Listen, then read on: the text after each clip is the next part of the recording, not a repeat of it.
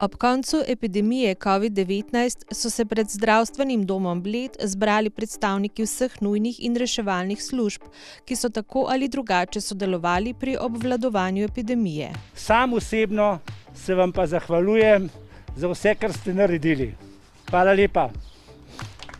Vsak svojo zahvalo sta vsem navzočim predstavnikom izrekla tudi župana Bleda in Gorij, Janez Fajfar in Peter Torkar. Kot je poudaril direktor zdravstvenega doma Bled Leopold Zonik, je bilo delo med epidemijo dragocena izkušnja. Mi smo vzeli to epidemijo kot resnično eno močno vajo za naprej. Kajti skoraj sigurno pričakujemo nekje meseca novembra, decembra eno tako, če že ne COVID, močno gripo, ki je bila vsako leto. Letos je bilo samo četrt otrok v vrtcih in šolah meseca decembra in isto pričakujemo tudi letos. To se pravi, kaj moramo narediti?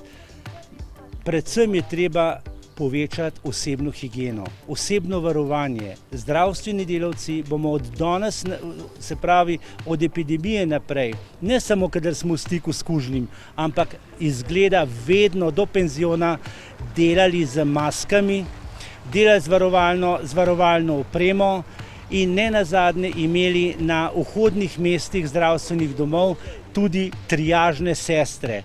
Kajti zmeraj najbolj pomembni je vstop v zdravstveni sistem, kajti če tam zamočiš, potem lahko nastane katastrofa.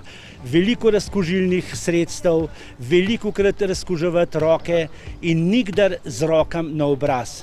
Nikdar na oči, na usta ali nos, kajti to so vstopne točke za virus korone. Na začetku je bilo sicer delo na vstopni točki zelo stresno, ker je bilo potrebno vse organizirati praktično čez noč. Mi smo se že pogovarjali, da bi ločili delo redne ambulante pa tisti, ki so potencialno infektivni. Pa je v eno nedeljo prišla odločba, s ponedeljkom smo mogli začeti že delati.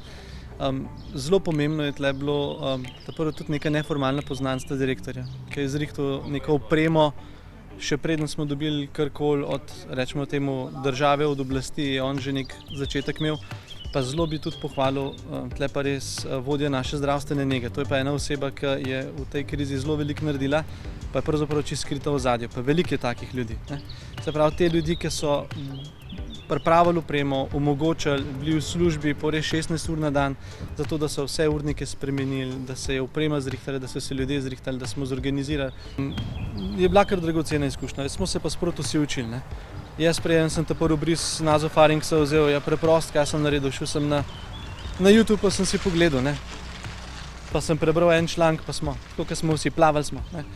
Žal ni bilo, ne vem, jaz sem pričakoval, da bojo prišle kakšne ekipe iz NIJZ, pa z infekcijske, pa da nam bojo pokazali pa vse to, pa smo čakali teden, dva, pa benga ni. Tudi blejski reševalci so svoje delo prilagodili novim razmeram.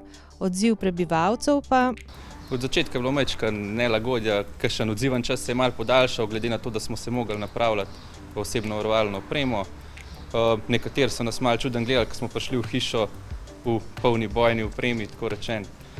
Drugače pa odziv je zelo pozitiven bil. Od začetka je bilo malenkost tren, še niso ljudje poznali, potem so se pa navadili, da je situacija resna, so nas pa sprejeli tako, kar je bilo, no.